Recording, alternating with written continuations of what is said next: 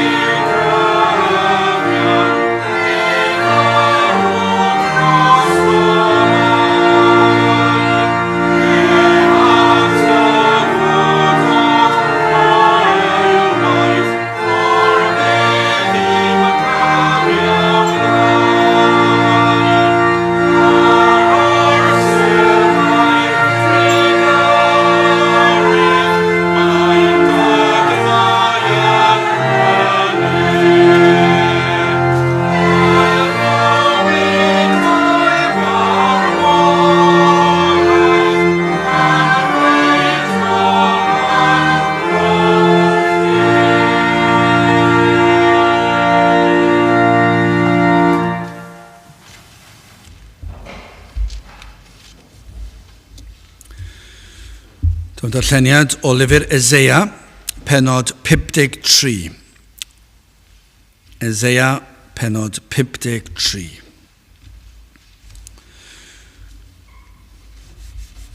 Pwy a gredodd un hymadrodd ac i bwy y datguddiwyd braich yr arglwydd. Cynnes e fe a dif o'i flaen e fel blaguryn ac fel gwreiddyn o dir sych, nid oes na ffryd na thegwch iddo, pan edrychom arno, ni bydd pryd fel y dymunem ef. Dirmygedig yw a diystyraf o'r gwir, gŵr gofidus a chynefin a dolir, ac yr oedd y megis yn cuddio ein hwynebau o ddiwrtho, dirmygedig oedd ac ni wnaethom gyfrif ohono.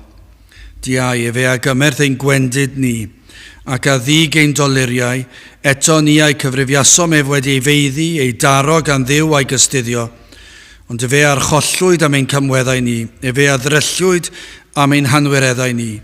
Cosbedigaeth ein heddwch ni oedd arno ef, a thrwy ei gleisiau ef yr iachawyd ni. Na ni oll a grwydраsom fel defaid, troesom bawb i'w ffordd ei hun, a'r arglwydd a roddes arno ef ein hanwired ni gyd. Fe arthrymwyd ac fe agystuddiwyd ac nid agorau ei enau, fel oen yr arweinid ef i'r lladdfa ac fel y tai dafad o flaen yr rhai a'i cneifiau, felly nid agorau yntau ei enau. O garchar ac o farn y cymerwyd ef, a phwy adreithau i oesef, gan fe adorwyd o dir y rhai byw, rhoddwyd pla arno ef am gamwedd fy mhobol, ac fe wnaeth ei fedd gyda'r rhai anwyr, a chyda'r cyfoethog yn ei farwolaeth am nawneithau gam, ac nad oedd twyll yn ei enau. Eithir yr arglwydd a fynnau ei ddryllio ef, fe a'i clwyfod, pan osodo fe ei enaid yn aber dros bechod, fe a wel ei had, fe estyn ei ddyddiau, ac wyllus yr arglwydd a lwydda yn ei law ef. O lafar ei enaid y gwel ac y diwellir fy ngwas cyfiawn a gyfiawnha lawer trwy ei wybodaeth, canis fe a ddwg ei hanwireddau hwynt. Am hynny yr hannaf iddo y ran gyda llawer, ac fe a ranna yr ysbail gyda'r cedyn, am iddo dywallt ei enaid i farwolaeth, ac fe a gyfrifwyd gyda'r troseddwyr, ac fe a ddig bechodau llaweroedd, ac ei riolodd dros y troseddwyr. Bydd y bendith Duw ar iair sanctaidd ef. Gadewch ni nawr gan i emyrif 190. Mae fy meiau fel mynyddoedd amlach hefyd yw ei rhi. Nag yw glith y bore wawrddydd, nag yw ser y nefoedd fri. Gwaed farglwydd sydd yn abl i olchi mai. 190 yn ei sefyll i'w chanu.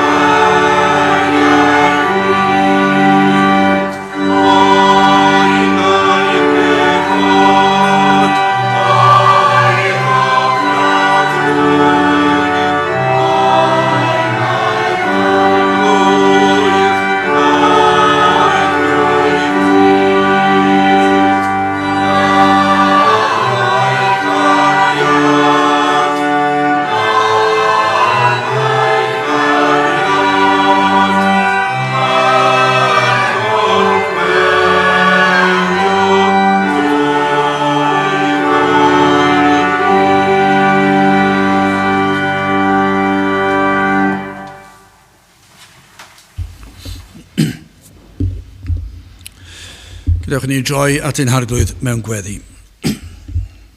Diolch yn i ti o Dduw unwaith eto am y fraint o cael dod ger dy fron ac yn dod trwy enw a thrwy heiddiannau dy fab a'n gwaredwr yr arglwydd Iesu Grist. I ni yn diolch am bob un cyfle i ni'n i gael i ddod i ti, i alw ar denw, i geisio dy wyneb, i glodfori dy enw ac i ddyrchafu o Dduw yn yr dyddiau trist yma, yn y dyddiau lle mae yna gymaint o enwau eraill yn cael ei dyrchafu, ond i ddyrchafu yr enw sy'n goriwch pob enw, yr arglwydd Iesu Grist. Ac felly o Dduw i ni yn gweddio, bydde ti yn dod lawr i'n plith ac yn ei nerthu i ddyrchafu enw ein harglwydd, goriwch pob enw arall. Y bydd na arddeliad ar y gair wrth i'r gair cael ei ffrigethu, y bydde ti nerthu dy was ac yn gweddio o Dduw, y bydd y gair yn cael ei chyhoeddi mewn ffordd sydd yn cyrraedd y neidiau yma ac efallai rhai sydd yn gwrando.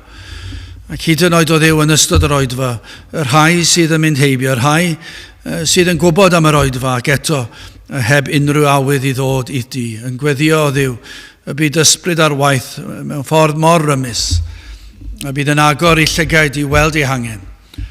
Y bydd na faich yn dod ar y heneidiau ac na fydda nhw'n gallu egluro o ble dath y baich.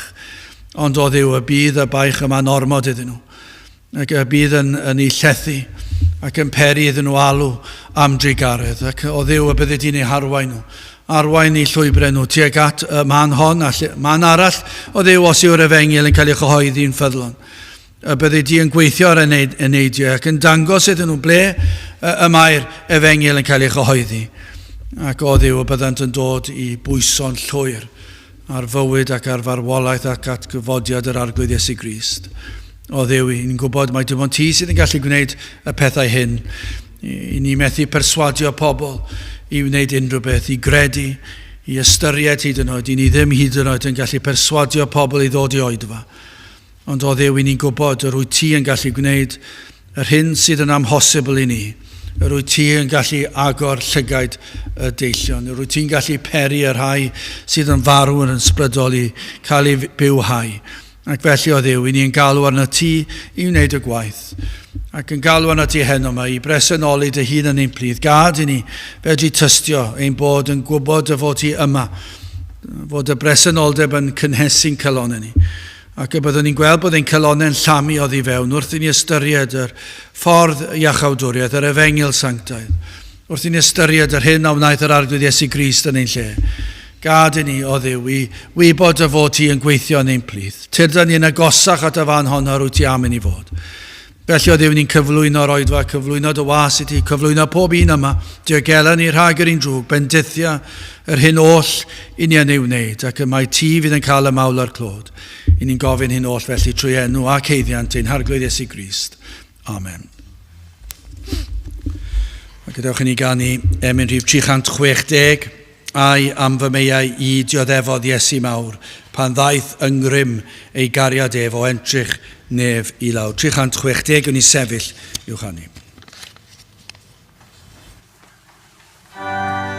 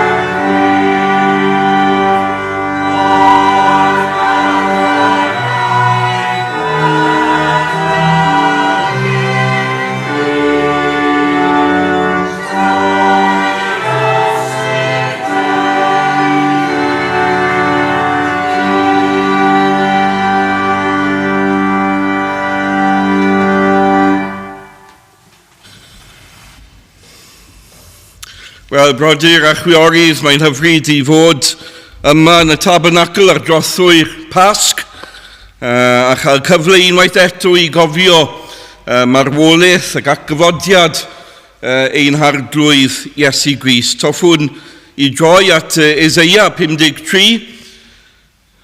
Eseia 53. Mae'r benod hon yn benod rhyfeddol ym mroffwydoliaethau yr Hen Testament.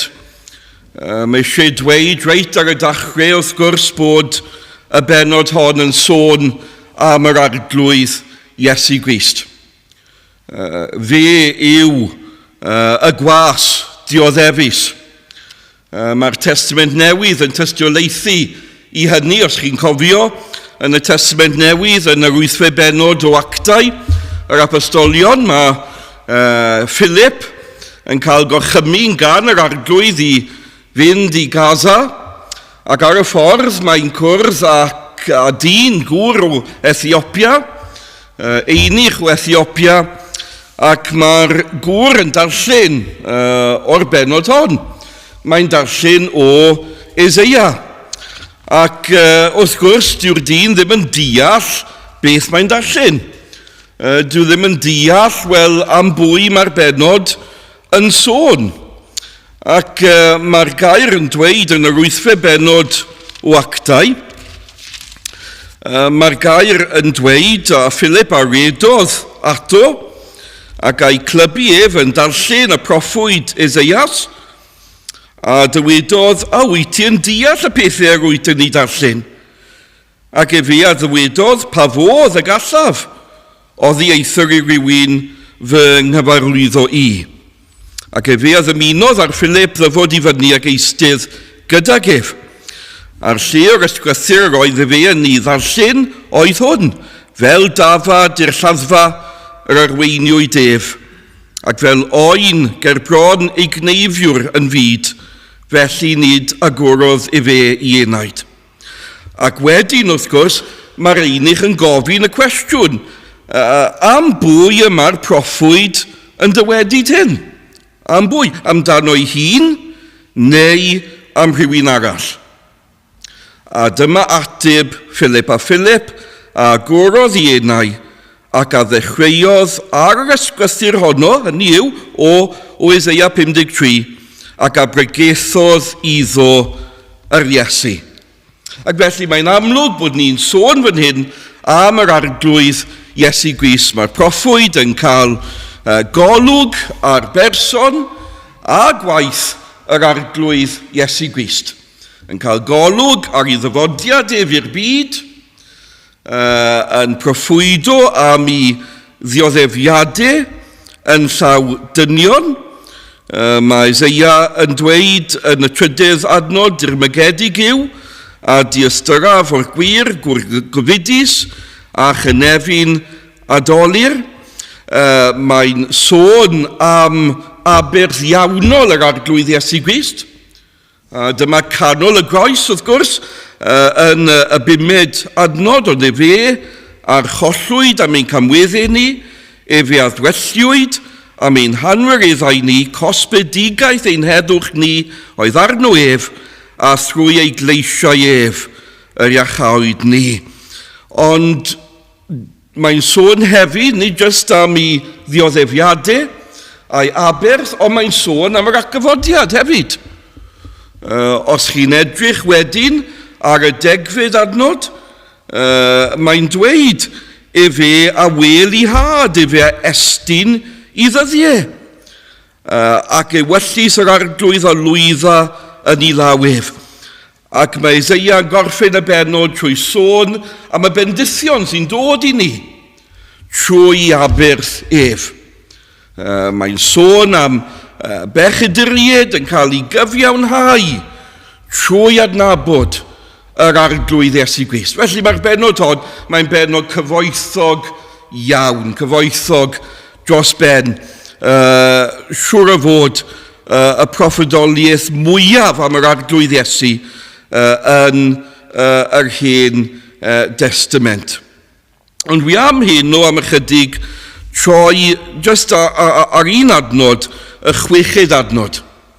Mae yna rai adnodau yng Ngair Duw sy'n dweud y cyfan pan ni'n meddwl am yr Efengil. Mae'r Efengil na mewn un adnod. Ac mae'r Efengil yma yn y chweched adnod na ni oll a gwydrasom fel defaid, troesom bawb i'w ffordd ei hun, a'r arglwydd a roddes arno ef ein hanwirydd ni i gyd. Mae'r gwirionedd sydd yn yr adnod honno yn ddigon i achub ei wneud heno. Mae'r Efengil fan hyn.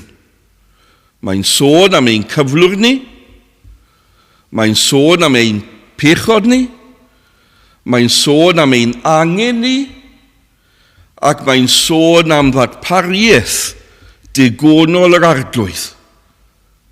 Yr arglwydd yn rhoi ar Iesu ein pechodau ni i gyd. Ac felly mae yna digon yn yr adnod fan hyn i unrhyw un ohonom heno dod i brofi maddeiant a bywyd yn yr arglwydd Iesu Grist. Mae yna digon fan hyn i achub eich enau chi.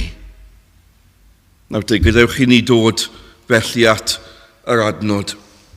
Mae yna dau brif peth yn yr adnod ni'n mynd i ystyried heno.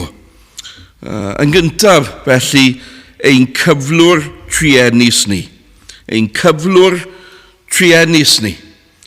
Na ni oll a gwydrasom fel defaid, troesom bawb i'w ffordd ei hun. A dyma'r proffwyd yn disgrifio ein cyflwr ni. Mae'n disgrifio ein cymeriad ni, ein natur ni, na ni oll a gwydrasom fel defaid. Ac mae'n rhoi rhyw illustration i ni, mae'n rhoi rhyw darlun i ni. Mae Eseia yn dweud fel David. Ni fel David wedi crwydro, wedi troi oddi wrth y bugail. Ac felly mae'r darlun ni'n gallu cydio ynddo i ddeall ein cyflwr ni, i ddeall beth yw pechod, beth yw ein natur ni wrth i ni cael ein genu'r byd a'n angen ni am fyddeiant. Nawr te, gadewch i ni edrych felly ar hyn, na ni oll a gwydrasom fel defaid. Dyna ffordd y proffwyd o ddisgrifio pechod. A beth yw pechod? Beth yw pechod ond crwydro? Crwydro, troi. Troi oddi wrth yr arglwydd. Crwydro oddi wrth yr arglwydd. Mae'r David yn crwydro oddi wrth y bugail, yn troi i cefnau ar y bugail. Ac fel David, ni wedi troi ein cefnu ar yr arglwydd. Dyna beth yw pechod. Wedi crwydro yr arglwydd, wedi crwydro o ffyrdd yr arglwydd, wedi crwydro o'r chymynion yr arglwydd, wedi crwydro o ewyllus yr arglwydd. Troi ein cefnau ar Dduw a mynd ein ffordd ein hunain. Dyna beth yw pechod yn ôl Eseia fan hyn yn y chweched adnod. Ac wrth gwrs, ni'n gallu mynd yn ôl reit i Ardd Eden. Dyna beth digwyddodd yng Ngardd Eden.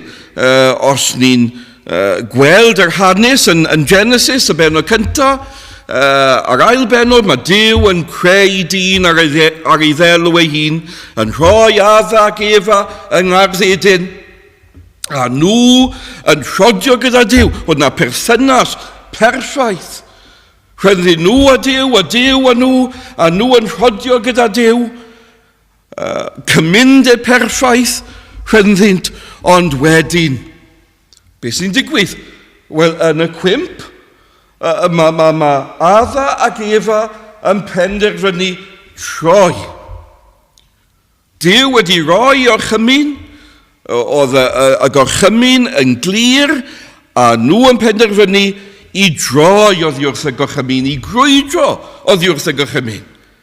I anwybyddu, gair Dyw, I anwybyddu llais yr arglwydd, a throi cefnau ar Dduw.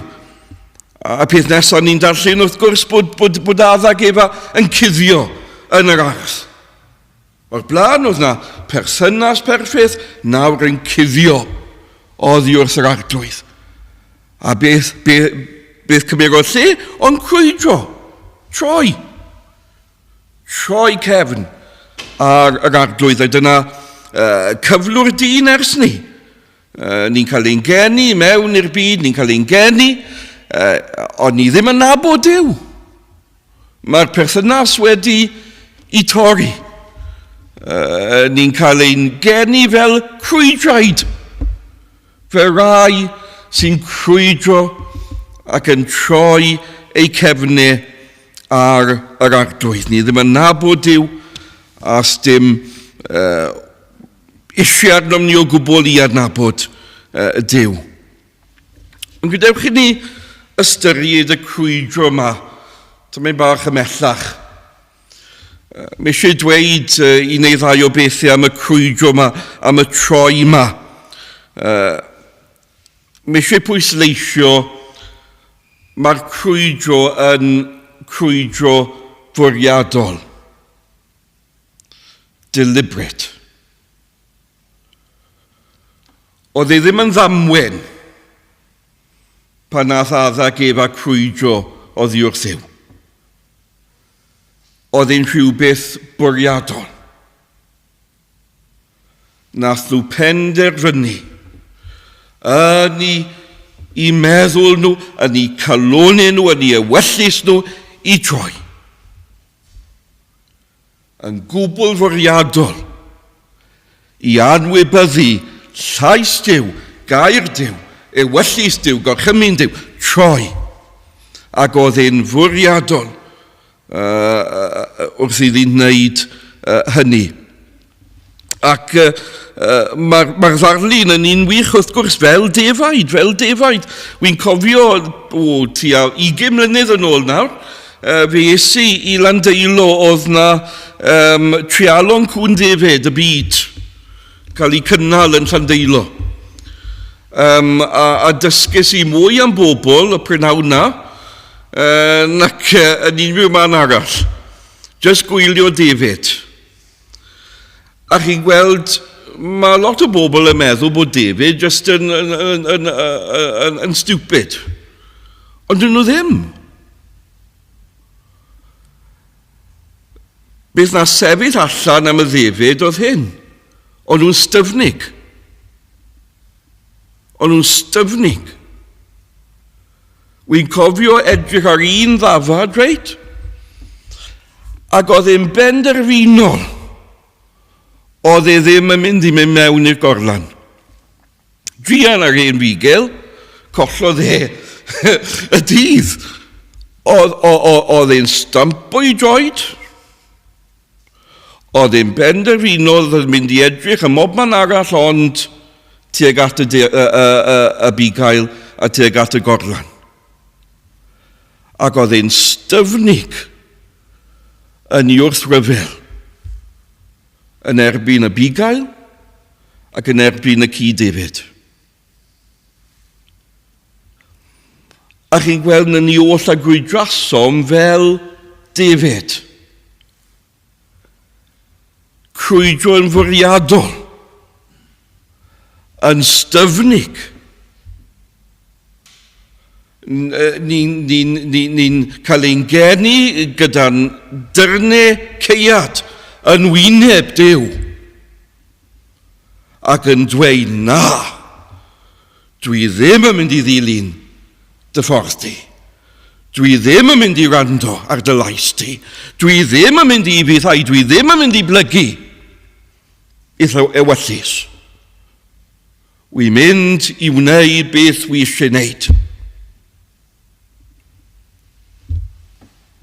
Ac felly mae'r crwydro yn crwydro bwriadol. Mae yna elfyn hefyd o aniocharwch yn y crwydro yma. Wrth feddwl am ddefyd a Abigail, pwy sydd yn gofalu dros y ddefyd Abigail? Pwy sydd yn darparu ar gyfer holl anghenion y ddefyd Abigail? Pwy sydd yn amddiffyn y ddefyd? Ond Abigail. Pwy sydd yn cysuro y ddefyd? Ond Abigail. Ac hynny, maen nhw'n troi. Hynny, maen nhw'n crwydro.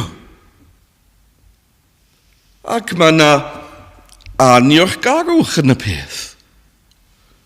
Mae'n diddorol iawn pan mae Paul yn ysgrifennu yn ei lythyr at y Rifeiniaid ac yn sôn am gyflwr dyn, mae'n dweud hyn. Yn y bennod cyntaf o Rifeiniaid, mae'n sôn am bechod o blegyd a hwyr nad nabod Dyw nis gogwyneddasan def megis Dyw ac na biont ddiolchgar iddo. Ni'n crwydro yn wyneb holl daioni Dyw. Mae'r Beibl yn dweud yn ddwef yr ydym yn byw ac yn symud ac yn bod. Mae I drigareddau newydd bob bore. Ni'n cael byw yn ei fyd. Mae'n darparu pob peth. Mae'n rhoi, ac yn rhoi, ac yn rhoi, ac yn rhoi, bendith ar ôl bendith ar ôl bendith. Rhodd ar ôl rhodd ar ôl rhodd. A beth ni'n neud yn wyneb hynny? Na diolch. Ni'n crwydro. Aniocharwch. Yn wyneb holl bendithion yr arglwydd. Ac felly, dyna pechod. Dyna'n cyflwr ni. Dyna natur ni. Ni'n crwydraid. Yn fwriadol ac yn aniolchgar. Ac mae Eseia wrth gwrs yn nodi hyn yn y 6 adnod, os ni'n edrych to ar yr adnod, na ni oll a gwydrasom fel David. Na ni oll a gwydrasom fel David. Mae rai wrth gwrs yn dweud, dwi ddim yn bechadur. Dwi ddim yn teimlo fy mod I yn bechadur. Peidwch galw fi yn bechadur. Ond mae'r Beibl yn glir, na ni oll a gwydrasom fel David. Does dim exception. Mae pawb wedi crwydro.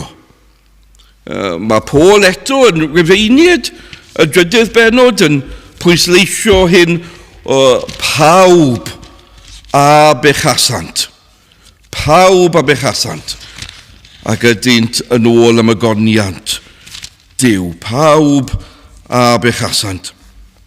Y does dim exception I hynny o gwbl.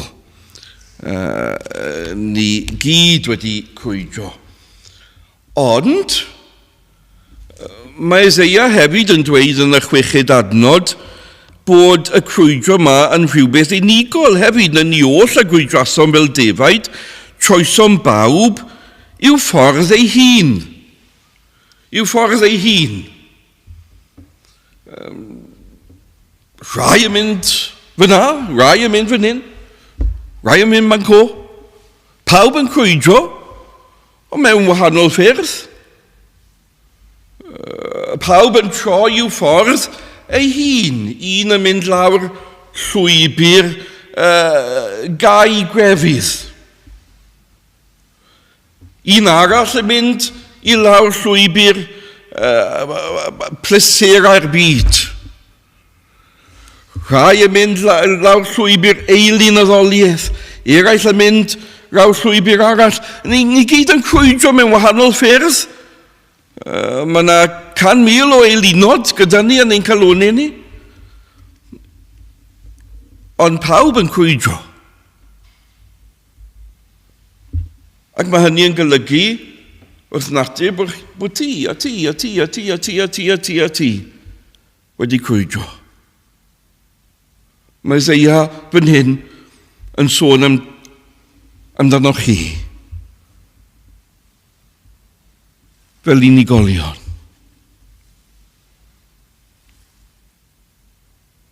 Mae'ch enw chi fan hyn.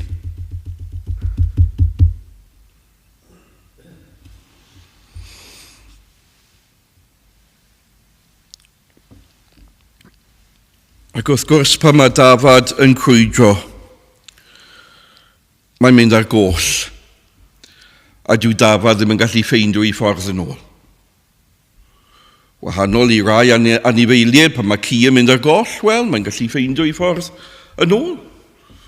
Chi'n clywed storiau am cwn neu am gathod, maen nhw'n mynd ar goll am 6 mis, blwyddyn, a wedyn maen nhw'n troi lan, maen nhw'n ffeindio ei ffordd adre. Wel, dyw hwnna ddim yn digwydd gyda Dafod. Pan mae Dafod yn mynd ar goll, mae'n mynd ar goll. Ac dyw e ddim yn ffeindio ei ffordd nôl at y bugail. Mae'n mynd yn fwy ac yn fwy ac yn fwy goll. Ac mae mewn perygl mawr. Mae angen cysur y bugail, mae angen amddiffyniad y bugail ar y Dafod. A pan mae Dafod yn mynd ar goll, mae mewn perygl mawr. Perygl hyd yn oed o farw. Ac felly mae'n cyflwr triennus. Mae'n cyflwr triennus. Ond y perygl mwyaf yn hyn, wrth feddwl am crwydro yn y ni oll a gwydrasom fel defaid, troesom bawb i'w ffordd ei hun, wi am i chi ofyn cwestiwn. Wi am i chi ofyn cwestiwn, beth tybliwch chi y dyle y bugail wneud? Gyda'r fath braidd o ddefyd. Meddyliwch am y peth. Mae bugail nawr a praidd o ddefyd, a na gyd maen nhw'n neud yw crwydro. Na gyd maen nhw'n neud yw mynd ar goll. Na gyd maen nhw'n neud yw amwybyddu i lais a throi oddi wrtho. Beth dybliwch chi ddyle'r bugail wneud gyda'r fath ddefyd? Wy'n gwybod, mynd â nhw i'r lladd-dy. Troi nhw i fod yn wlân ac yn gig. Dwi'n werth dim. Beth yw ymateb Duw i bechod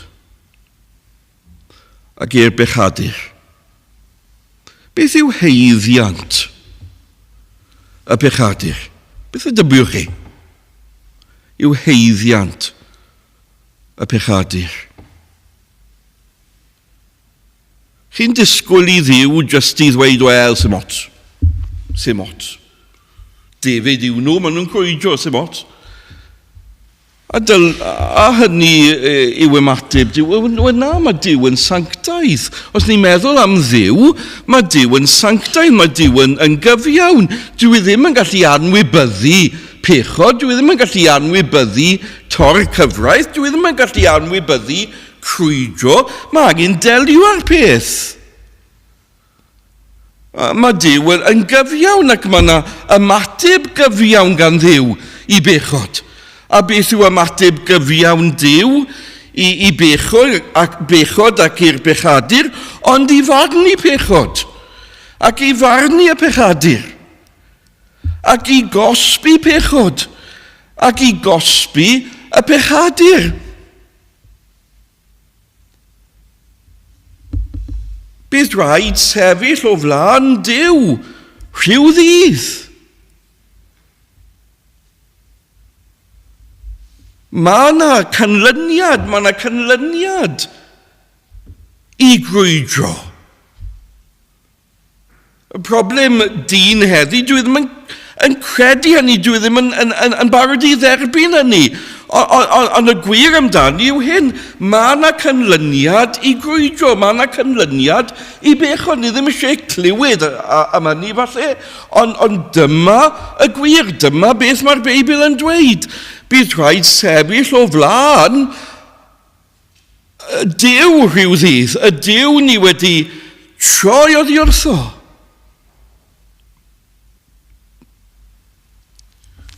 A bydd y llyfrau yn cael ei agor. A'n holl crwydro ni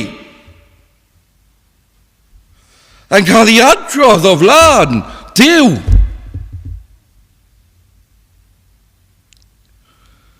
A Duw yn ei gyfiawnder yn barnu y pechadur. Cyflo pechod yw angau marwolaeth. Marwolaeth tragwyddol. Dyma paham mae'n cyflwr ni mor desperate. Dyma paham mae rhaid heno. Mae Beibl yn dweud heddiw os grandewi ar ei lais ef. Peidwch a chaledu'ch calonau. Pam? Oherwydd mae yna canlyniad. I bechod mae yna canlyniad. I'r crwydro mae canlyniad i'r troi ma oddi wrth yr arglwydd.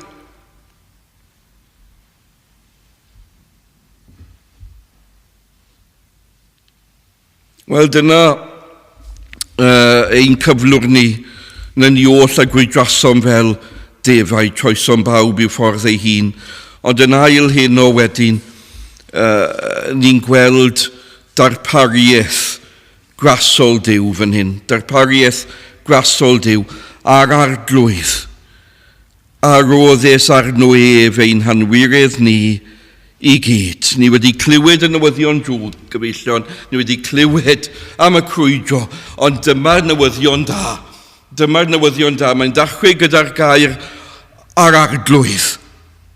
Yr arglwydd. Mae Duw wedi ewyllysio, mae Duw wedi penderfynu I ymateb mewn ffordd grasol i'r pechadur. A dyma'r newyddion da. Mae'r arglwydd wedi gwneud rhywbeth rhyfeddol. Mae wedi paratoi, darparu ffordd i'n gwaredu ni oddi wrth ein pechodau ni. Mae wedi paratoi, darparu ffordd i'n gwaredu ni rhag canlyniad rhagwyddol ein crwydro ni. Cyn llunio'r byd. Cyn sedir nefoedd wen, cyn gosod hael na lloer na ser uwch ben fe drefnwyd ffordd yng nghyngor tri yn un I achub gwael golledig euog ddyn. Trefnu meichiau cyn bod dylid. Trefnu meddu cyn bod clwy. Dyma trefn grasol Duw. Ni ddim yn heiddi hyn wrth gwrs, ni ddim yn heiddi hyn o gwbl. Ond dyma gras Duw. Mae'r darpariaeth yma yn ddarpariaeth grasol o'r dachrau hyd y diwedd. Hoff iawn o Emyn Doddridge, mae wedi cyfieithu Gymraeg gras o'r fath berau'r sain. Im clust o frydlaeth yw, a mae'n mynd trwy trefn gras, gras gynt a drefnodd ffordd. Mae'n edrych nôl I dragwyddoldeb pell ac yn dweud, wel, o sôn am iachawdwriaeth dyn, mae'n dachrau gyda gras Duw, ac wedyn gras a corona'r gwaith draw mewn anfarwol fyd. Mae'n edrych I dyfodol I dragwyddoldeb sydd I ddod, a mae'n dweud gras fydd yn corona'r gwaith. Mae'n gras o dachrau hyd y diwedd. Dyma darpariaeth Duw. A dyma'r newyddion da bod Duw ei hun wedi trefnu ffordd i'n gwaredu ni. Felly carodd Duw y byd. Fel y rhoddodd fe ei unig anedig fab. A dyma iachawdwriaeth yr arglwydd. A beth yw y darpariaeth hon? Beth yw darpariaeth Duw? Neu gadewch chi ni ofyn pwy yw darpariaeth Duw? Ni'n gweld hynny yn yr adnod, yr arglwydd a roddus ar nwef. Ar nwef. Ac Eseia yn gweld, wel dyma darpariaeth Duw, y person rhyfedd hwn. Mae Eseia yn sôn amdano fel y gwas yr arglwydd.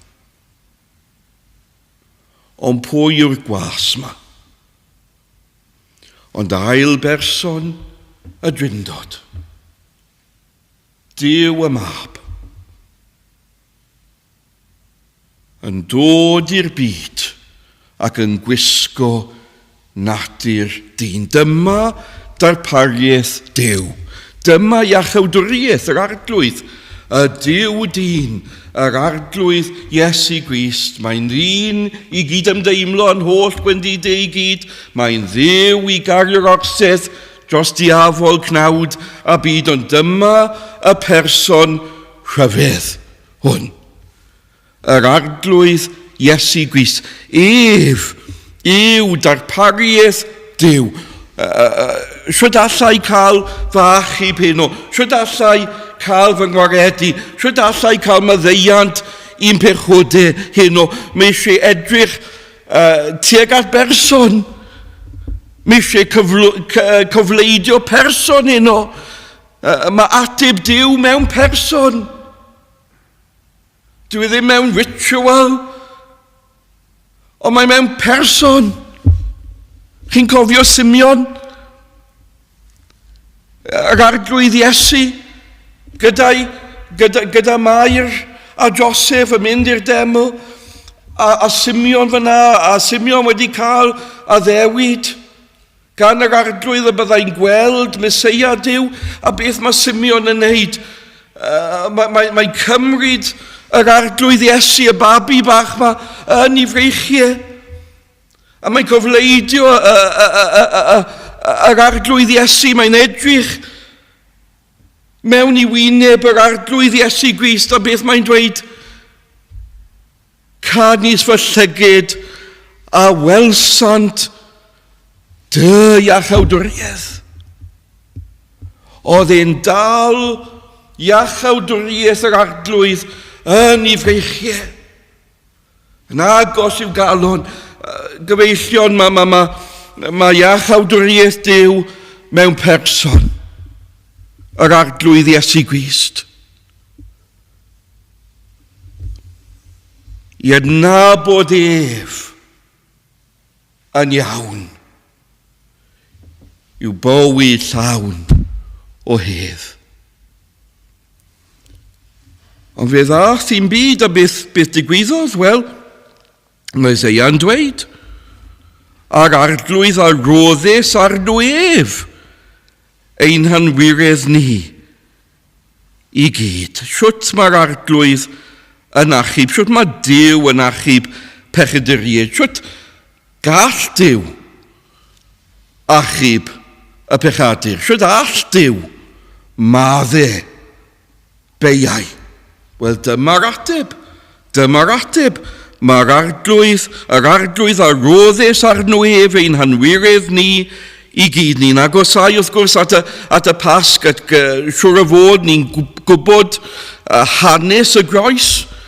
Ni'n gwybod yr hanes am yr arglwydd Iesu yn mynd I mewn I Jerusalem, ac wedyn wrth gwrs yn cael ei bredychu gan Judas, cael ei arestio ac yn sefyll ger bron y Sanhedrin, Wedyn ger bron Peilat a ger bron Herod, a wedyn ger bron Peilat eto. Ni'n gwybod y stori, ni'n gwybod yr hanes, ni'n gwybod y creulondeb ac y byr o lle. Y croeshoeliad, y milwyr yn bwrw hoelion i ddwylog, i draed yr arglwydd Iesu Grist. Ni'n gwybod rhywbeth am y creulondeb na, creulondeb dynion, y milwyr Peilat. Ond mae angen edrych fy ffrindiau tu hwnt i creulondeb dynion i ddeall y groes.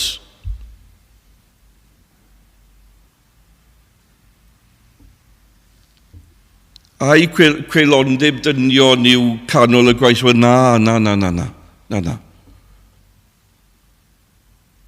Canol dydd dath tywyllwch. Tywyllwch o'r nef.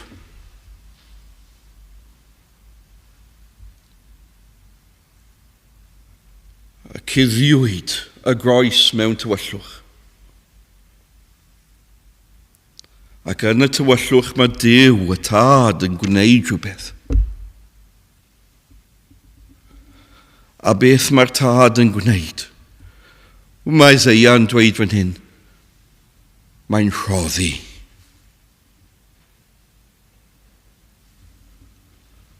Mae'n rhoddi. Oedd na llawer o roddi chi'n gweld? Rhoddodd y milwyr hoelion yn wylo ac yn draed yr arglwydd Iesu. Rhoddodd y milwyr corn o ddrain ar ei ben.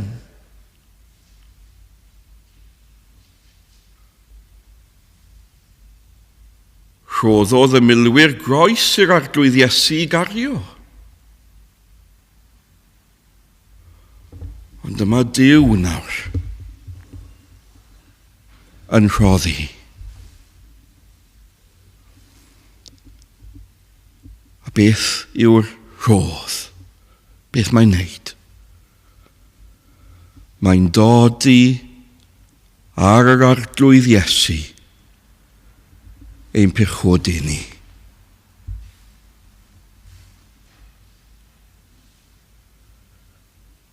Rhoddus yr arglwydd ar Iesu ein hanwirydd ni i gyd. A gyda y pechod, fe gyfrifwyd Iesu yn bechod yn ein lle, gyda'r pechod ein hiogrwydd ni,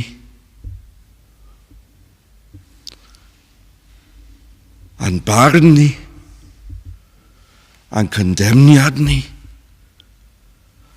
a'n uffer ni.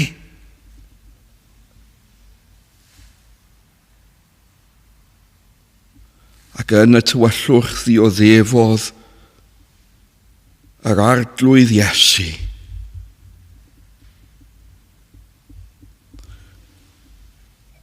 Ein huffer ni yn ein lle.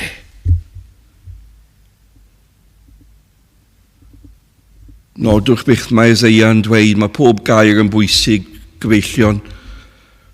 Rhoddus yr arglwydd arno ef, ein hanwirydd ni i gyd. I gyd.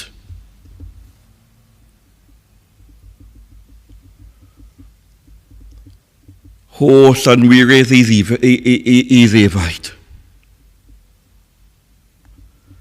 Nid jyst anwirydd neu pechod un dyn, ond anwirydd pechod euogrwydd i bobl i gyd.